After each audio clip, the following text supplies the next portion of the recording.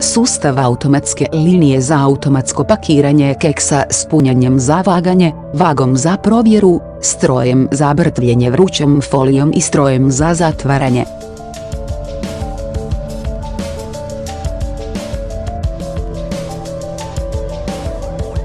Automatski stroj za punjenje s 10 glava pogodan za sve vrste granula i čvrstih materijala.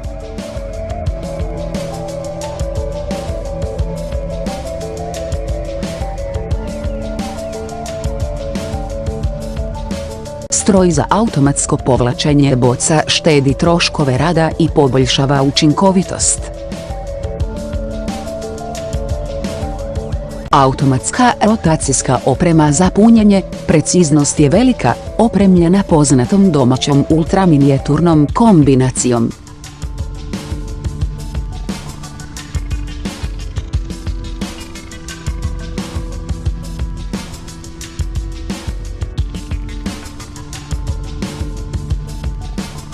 Kontrolna vaga, ako težina ne zadovoljava tražene vrijednosti, preusmjerit će se na drugu utičnicu, uvelike poboljšavajući kvalifikacijsku stopu i izbjegavajući otpad.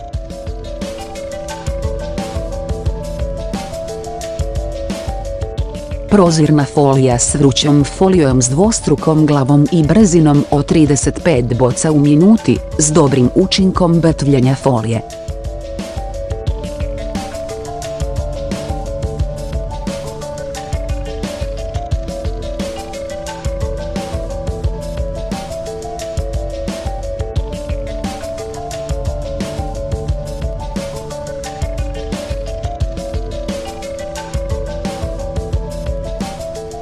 Stroj za automatsko zatvaranje kotača za zatvaranje može se namjestiti gore-dolje, prikladno za boce različite visine, lako se podešava.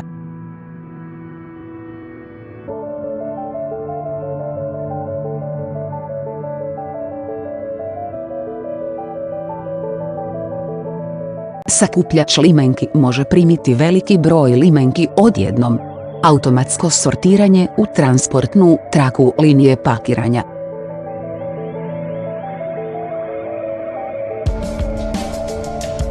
To je idealna linija za proizvodnju hrane.